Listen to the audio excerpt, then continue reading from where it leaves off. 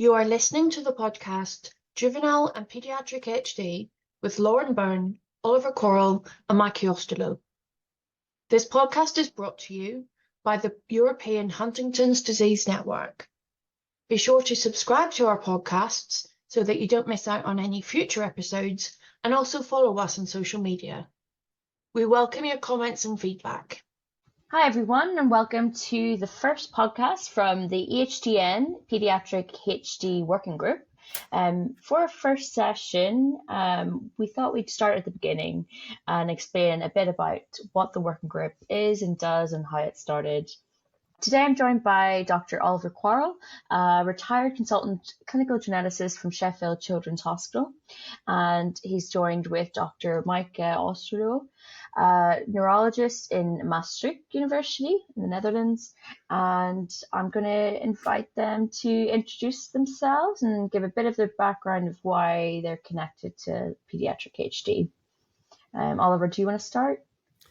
Yes, I started with Huntington's disease some decades ago. It was actually 1984 that I began work on Huntington's disease as a junior researcher working with Peter Harper in Cardiff. As time went on, I got my own consultant post in the UK. And I was working with the patients' organisation, it's the England and Wales Huntington's Disease Association, and they had a grant to look at juvenile Huntington's disease, and I suggested that we did something a little bit more academic, and so that was progressing. At about the same time that networks were forming. So we'll come to that, but probably we ought to ask Micah to introduce herself. Thank you, Oliver. I'm Micah Costello, and I'm from the Netherlands. I used to work with Raymond Roos, who's an expert in Huntington's disease in the Netherlands. He's retired now. And during my PhD, I did some research on juvenile Huntington's disease, and that's how I met Oliver and how I got into the working group. And now I'm working as a neurologist in Maastricht as a Huntington's disease expert as well. Amazing. So a wealth of knowledge between the pair of you. So let's get into it.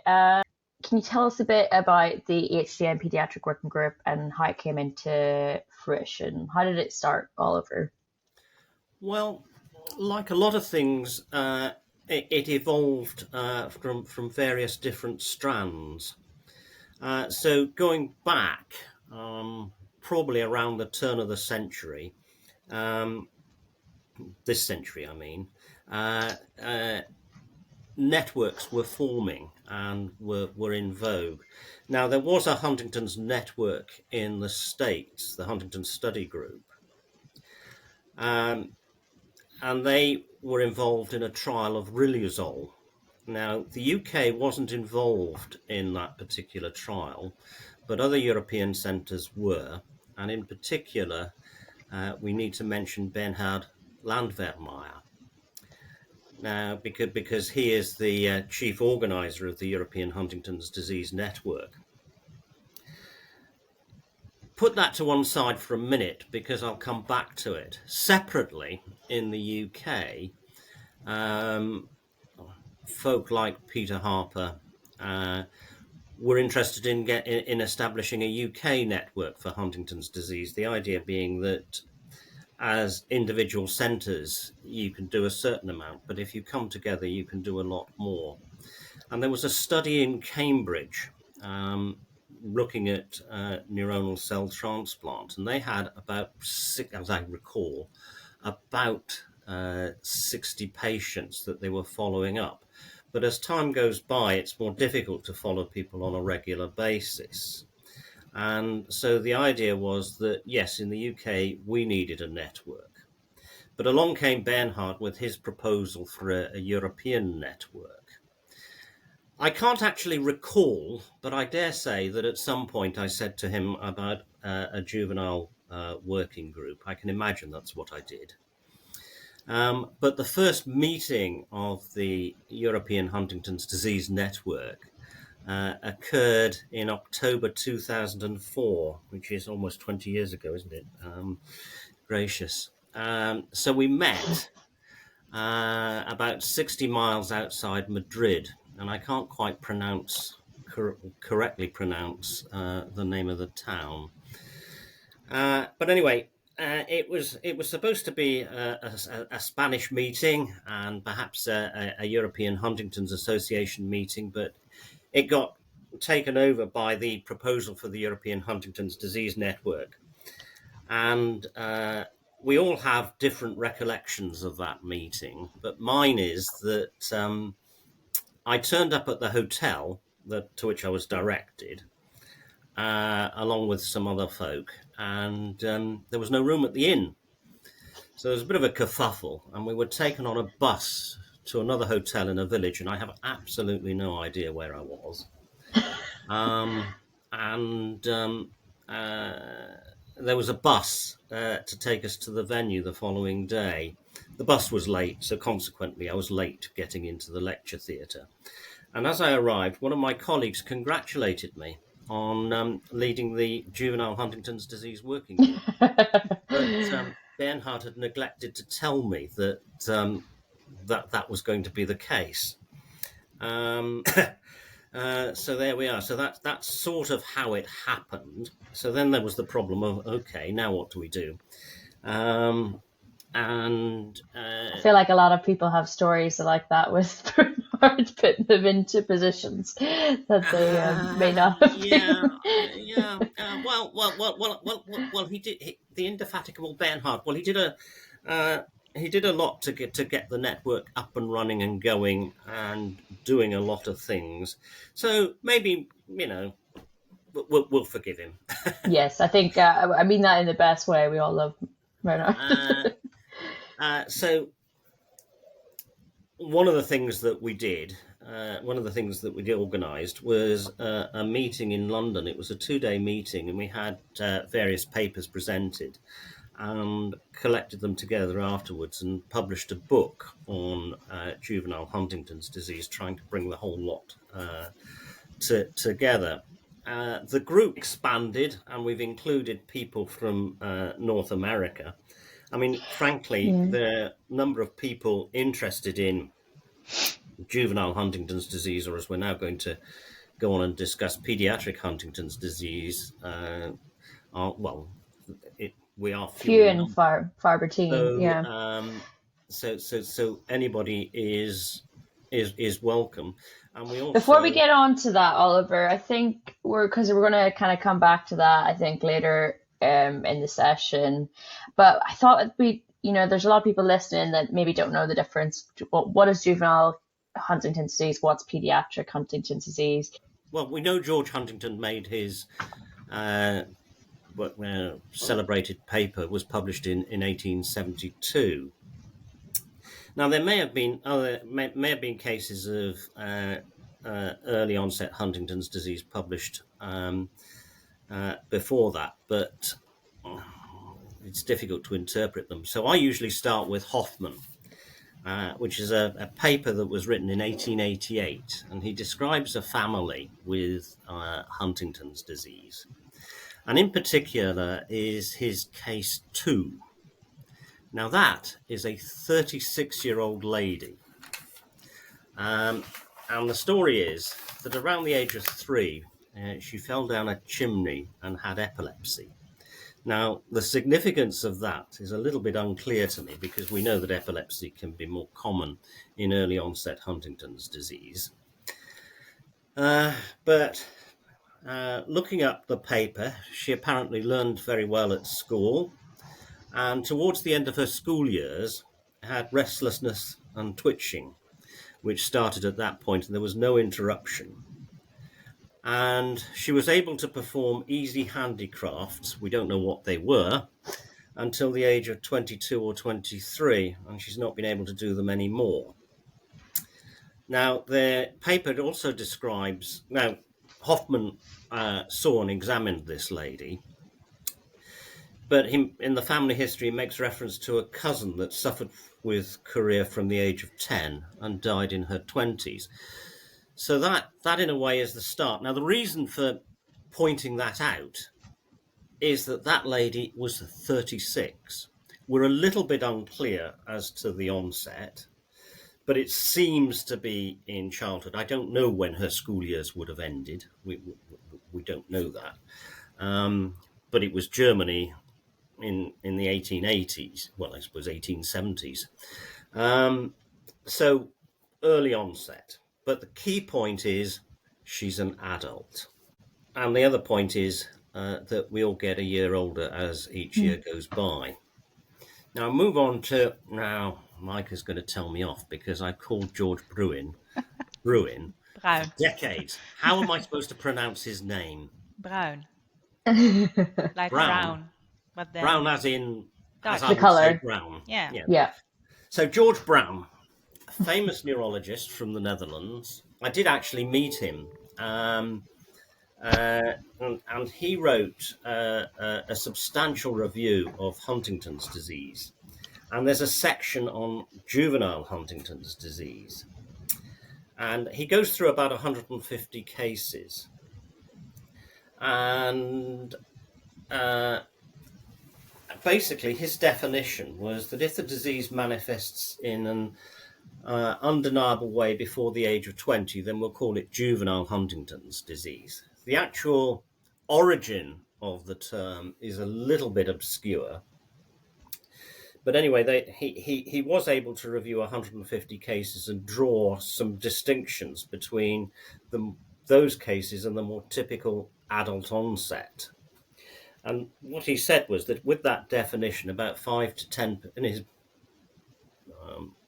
work, 5 to 10% of cases will have juvenile Huntington's disease, by which he means juvenile onset. So they've started before the age of 20. Now, is it 20 or 21? Well, in his work, it's 20. But I thought it was including 20.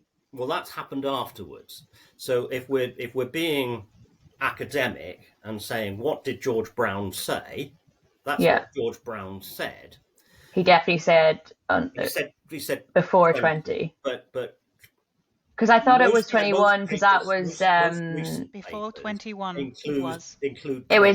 Is that right, Micah? Because I thought my understanding was that it was to do with what age of adulthood was in the Netherlands at the time. Yeah, so everyone with a disease onset below the age of 21. Yeah, so it's not 20. Juvenile Huntington's disease, and it didn't matter if a patient was already an adult or still in their childhood. So it's a combination of children and adults as well. And the cutoff age of 20 is probably introduced by Brown because he was a Dutch neurologist, and at that time in the Netherlands, everyone below the age of 20 was a minor. Okay, so that's where it comes in. So it was before 20. Yeah. Nice. But you're right in the sense that more recent papers, subsequent papers, some included the age of 20 and some didn't. But more recently and more frequently, it's anybody with onset of Huntington's disease before the age of 21. In other words, 20 is included in most studies. It's all very confusing.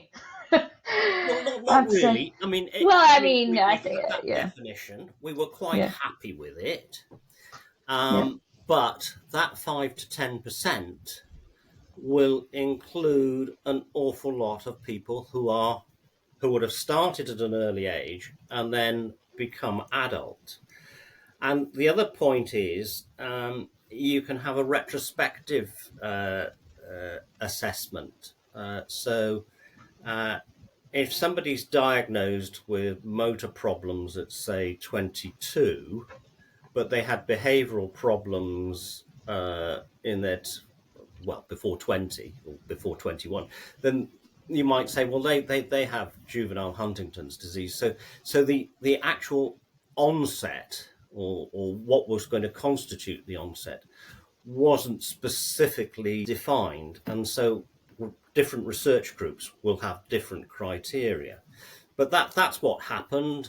And So when did the term juvenile onset come about, and why, why do they need to separate this juvenile HD and juvenile onset?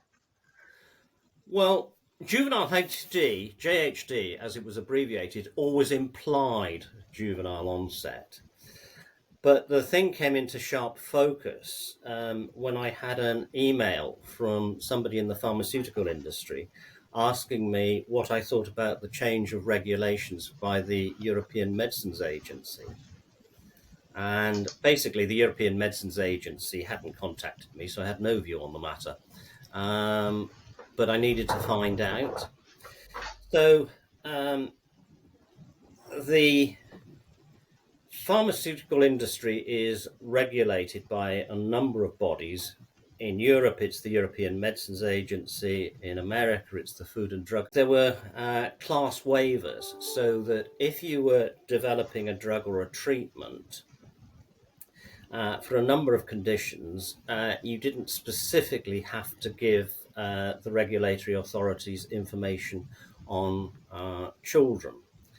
And the Food and Drug Administration had a class waiver, or still has a class waiver, for Huntington's disease. And I think the European Medicines Agency copied that when it was established, but then changed its regulations and said that the class waiver was going to be removed. And Mike has already made reference to Raymond Roos. They referenced some of Raymond's work where he said about 6% of cases have juvenile Huntington's disease. So the European Medicines Agency, not unreasonably, think that juvenile Huntington's disease applies to people who are young.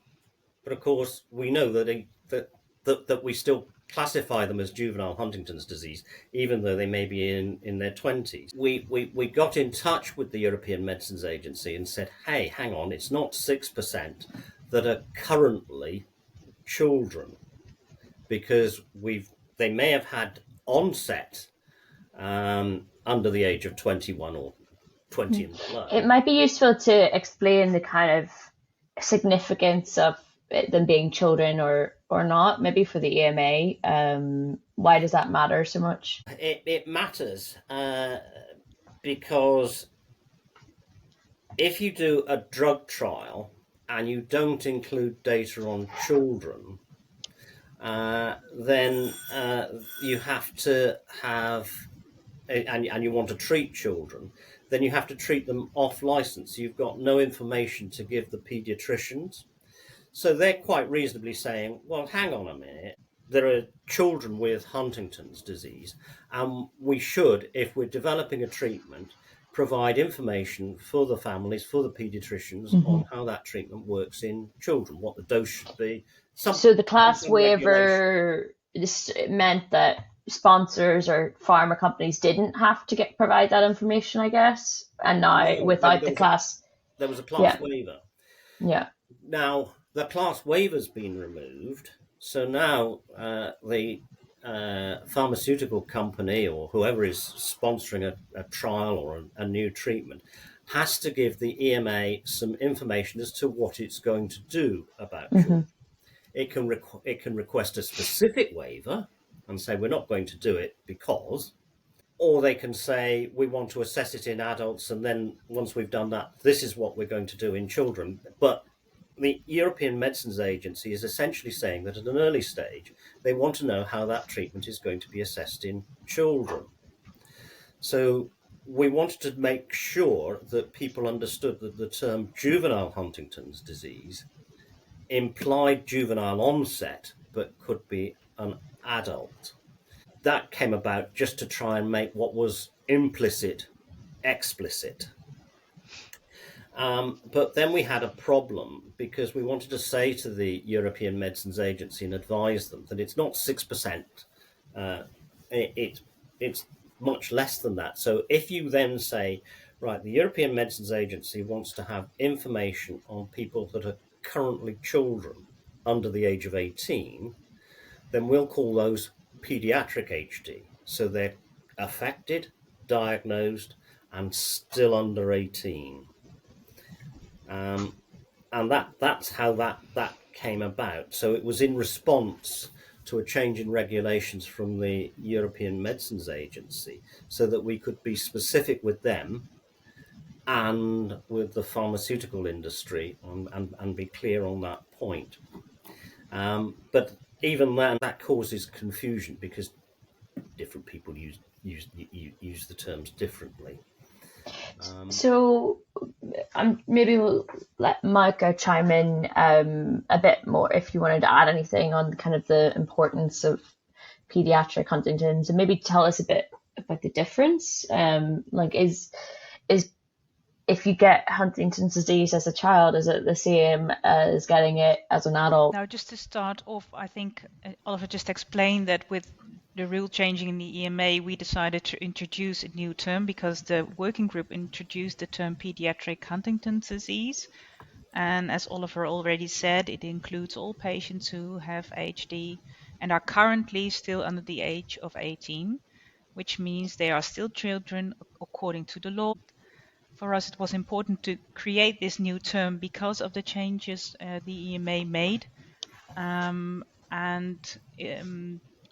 We suggested to use PhD for those who are currently under the age of 18 and have an onset of Huntington's disease in childhood, and to use pediatric onset Huntington's disease for those who are currently 18 years or older but had a childhood onset of HD.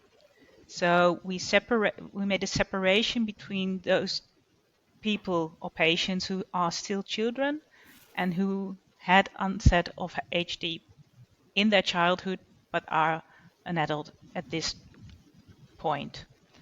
And in our last article, which has to be published yet, we recommend to use the term juvenile Huntington's disease as an overarching term for all people with pediatric and pediatric onset Huntington's disease. Kind of going back to how it originally was used, I guess, from historically. Yeah. Because we didn't want to give up the term juvenile Huntington's disease, but we wanted to meet the regulations of the EMA and other partners as well. So in this way, we try to sort it out. And I think, well, this may help people as well, and may also help us to give a better insight in the exact number of patients with pediatric Huntington's disease and pediatric onset Huntington's disease, because that's quite important for the EMA as well.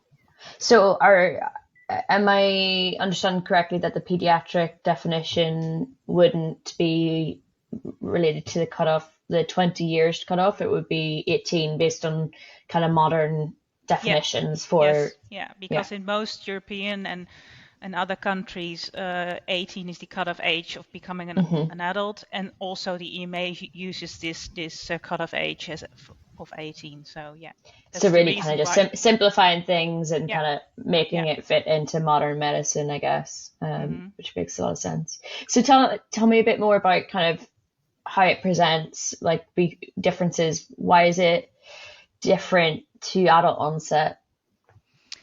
Well, children with an onset before the age of 10 usually present with speech difficulties, stiffness, as we see in Parkinson's disease as well. So it may have a lot of resemblance with Parkinson's disease, and they may present with dystonia, which are muscle cramps. And the motor symptoms in adolescents are, more or less resemble to adult onset Huntington's disease. There's not a big difference in that. Cognitive deterioration is mostly detected by declining school performances as well in little children as in adolescents. And behavioral symptoms are in general not that different from those in adult onset Huntington's disease, but may be confused with childhood onset problems like autism spectrum disorders or attention deficit hyperactivity disorders. And that may lead to misdiagnosis or delay of diagnosis. So that's very important to keep in mind. And specific features in pediatric onset Huntington's disease are, for example, epilepsy, as Oliver already mentioned, ataxia, so meaning having problems with coordination, spasticity, pain is a very common feature, as well as itching. We don't know exactly why, but it's a common feature. And also rarely liver problems like steatosis may appear in childhood onset. And important to notice is that disease progression is much faster than in adult onset HD.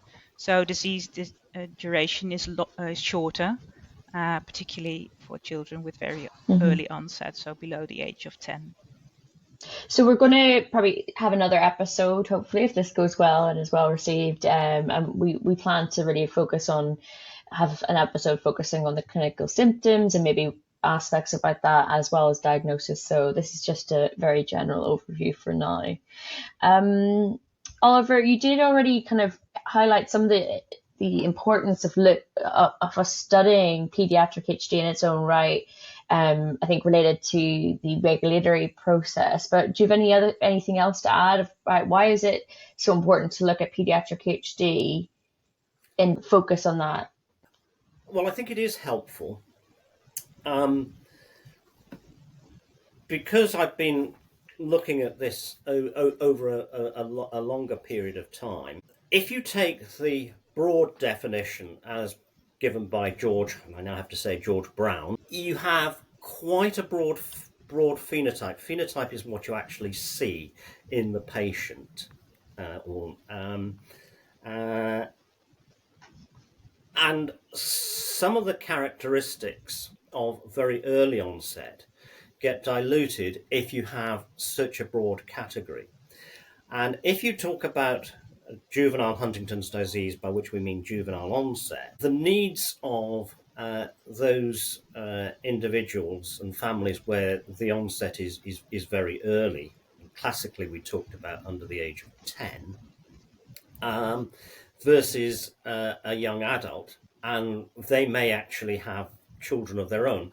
You've got such a broad phenotype. And if you take one of the points that Micah made, that the disease progression is faster, if you take the broad definition, juvenile Huntington's disease, you'll lose that because you've got so many people that started in their late teenage years that you lose the point. So you narrow the focus, you have a more specific phenotype which you can describe. You've got the needs of that group which are more easily assessed, and it's helpful because if we're going to have improvements in treatment, we do need to assess them in children. And one of the points that I want to pick up on is the language, because we talk about adolescents and we talk about children, but in general terms, they are not defined precisely. So if you ask a group of pediatricians, what's a child, what's an adolescent, they'll broadly speaking give you the same answer, but it won't be specific. But the regulatory authorities are specific. So children are aged 2 to 11 months, 2 to 12, and adolescents are 12 to under 18, and they have very specific definitions. Now, if we're working with the pharmaceutical industry and the regulatory authorities, it may be that for a particular study, for a particular trial, those definitions are not helpful. But what we need to do is to understand that's where the regulatory authorities are coming from, and that's how they are using those words. And so the more we can sort of align and get the definitions clearer, the better. And I think that does give us another implication, that separately from the regulatory perspective of you've got to look at children who are currently children, I think we need to persuade ourselves and the pharmaceutical industry that there's also a need to look specifically at the group who are 18 to 25, because they are equally overlooked and have, although they'll overlap with the more classical adult onset, I think they still do have different their own needs. Yeah. So I think it is going to be helpful, and having a more precise definition, having a more precise phenotype will facilitate greater understanding. Absolutely. So let's actually talk about the working group. So Mike, could you tell us a bit about who's involved currently? So I'm not going to make a list of everyone who's involved. No, currently. No, that's fine. We have a website. You can Yeah, you can find it on a website. But it's a group of clinicians and researchers from both Europe as well as Northern America who are involved in our working group, and some of them are well-known HD specialists like Oliver Pagnopoulos. But our whole group has a specific interest in pediatric or juvenile Huntington's disease, whatever you want to call it, because we follow patients with onset in their childhood, or we do research or both on juvenile Huntington's disease. And together we publish papers, we update each other on scientific research and progress on research on this topic. And we meet several times a year, sometimes online, sometimes on site, especially during plenary meetings of the EHDN. And well, in this way, I think we help to make some progress on the scientific part, but also to help people with pediatric Huntington's disease or juvenile Huntington's disease to have access to both healthcare and hopefully in the future also disease-modifying treatments if they become available at some point. We have close. I think it's probably. Sorry. Oh, sorry. Go ahead, Micah. No, I just wanted to say that we have close connections and collaboration with the HDO, which is a global organization for young people with HD. So in that way, we try to connect to the patients themselves as well. Yeah. I think I just wanted to highlight kind of some of the problems that we face probably with juvenile HD as well, is because Huntington's disease has been primarily characterized as an adult onset disorder. All of our professionals and our HD experts are adult doctors.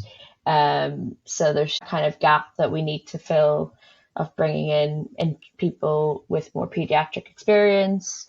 And I think that's something we're starting to do. The pediatric HD is see what skill sets we don't have yet, and bring those in, because I think all our experts and all our volunteers in the pediatric HD working group are amazing, but obviously we could benefit from other skill sets and focus, because I think probably all of our doctors have been trained as adult neurologists or adult geneticists. Oliver's done a lot of work in pediatric genetics, but it's just the nature, I think, of HD in general. And I think people don't realize that a lot of our Huntington's doctors might not even come across a juvenile case themselves in their own clinical training. So they may be a specialist in Huntington's disease, but have very little experience of juvenile. So something we're hoping to address and really keep improving on, I guess. So Oliver, do you want to tell us a bit about kind of the work we're currently doing, in addition to this podcast? What's going on currently? Well, what's going on currently is we're trying to get or really update the book that was published 10 years ago with review papers published in journals, so that we're keeping everybody up to date. Ideally, you would want to encourage greater understanding, and one way of doing that in medicine is with a grand round. So all the doctors in the hospital will gather in the lecture theatre, and a case will be presented, and learning points taken from that case. Now it's possible. Now we can't really have a grand round looking at paediatric Huntington's disease. So in a way, this podcast is taking the place of that grand round, in the sense that what we want to do is to have learning, but we can't over the internet very easily talk about individual patients and families. Even if they gave consent, it probably wouldn't be the right thing to do. So this podcast is a way of saying, right, we can take various topics and try and give information. Well, we can't give specific information for an individual, but generally advertise the issues that affect paediatric Huntington's disease and have a discussion. Well, one of the things that we wanted to do for a decade or more is to have a register of what back then we would have been calling it juvenile Huntington's disease, but now specifically pediatric Huntington's disease. And so with the help of HDO, we're hoping that we can have families and individuals volunteer to register that they've got somebody with pediatric Huntington's disease in the family. And if that's a voluntary registration, that gives us an indication of where we can go if they want to tell their story and we want to gather the stories together, so as to improve our knowledge and understanding. Because one of the things that bedevils work in pediatric Huntington's disease is that in terms of the academic work, the numbers of cases are very few and they're widely dispersed. And so that poses a logistical handicap. Yeah. But new technology So, can help us get around it. Yeah, I can talk a bit about that. So I'm the chief investigator of this registry. It's called Join HD, Juvenile Onset Initiative for Huntington's Disease. And the idea behind it, as the HDO, Huntington's Disease Youth Organization, is a patient advocacy organization primarily, but we are trying to empower the community itself to kind of stand up and register and share their experience and get the resources they need. So we've developed a registry that is all self enroll, so people can sign up online and participate in the comfort of their own home. And that's kind of in the early stages of development where we're just trying to map and find people. It's global, so we can look at anybody over the world, even if there are people that don't have access to specialist HD centers or have the same resources that other people have. So we're hoping this will hopefully find the gaps in care pathways worldwide as well. And then long term, we want to develop it to get more scientific information that could really empower and facilitate clinical trials and juvenile HD as well. Well, it's interesting. Of course, Join HD does use the term juvenile Huntington's disease. There's nothing to stop us looking at both. But specifically, within that, we want to have a focus on those young people who are still affected but under the age of 18, which is why we've got that separate definition. Yeah, and it was specifically designed to be very open. And we also include people that have not had an official diagnosis. And we'll talk about it probably in more detail in a future episode. But the reason behind that is because we know there's a huge delay for these children and people with juvenile HD to get a diagnosis. And we're missing out on these earlier signs and symptoms and really understanding what's going on for these individuals. So it was a choice made to hopefully catch cases sooner and gain information from them sooner. We will be able to, in the future then confirm whether they are truly juvenile HD or not, but that's kind of how it's been designed for that reason. So that people under the age of 18 can join, and caregivers can join and talk and provide information on their loved ones, whether they're under 18 or not. But we want that historical information as well, because that will be, those over 18 will also have information on their onset and experiences under 18. So all of it will be very important for the pediatric cases as well. Okay, I think we are close to finishing up. So before I kind of close out and kind of send out a big thing we want from this is to encourage anybody who's interested in juvenile HD and the topics that we have. We would love to hear from more people that would like to get involved, and if they're interested, please reach out to us. You can email any of us. There's also further information on the working groups on the EHDN website. And even if there's specific topics, if we are to continue this podcast series, if there's topics that you would like to hear or have more detail on, we'd love to hear whether there's any interest or anything that you'd like us to cover. We can do that in the future. So Mike and Oliver, thank you so much. Do you have anything to add while we finish out here? Well, I think the only thing that I'd add is that I'd want to say thank you to the EHDN for supporting the podcast and for the staff of the EHDN for facilitating this. And yes, I hope it goes from strength to strength. And I think I'd like to add a thanks to all of the families and caregivers that are currently dealing with juvenile HD in their day-to-day, because it's a lot, and a lot of them are very isolated and don't have the support they need. So we're hoping this can be some kind of help towards that. So thanks to everyone who's listened. Thank you to Micah and Oliver. We hope to do more of these, so please give us feedback on this, write comments, anything that could help improve this, or anything you'd like us to do in the future. We'd love to hear from it. So thanks very much, and hopefully we'll be back soon. You were listening to the podcast Juvenile and Paediatric HD with Lauren Byrne, Oliver Quarrell and Micah Osterloh. This podcast was brought to you by the European Huntington's Disease Network. Be sure to subscribe to our podcasts so that you don't miss out on the next episodes, and also follow us on social media. We welcome all your comments and your feedback.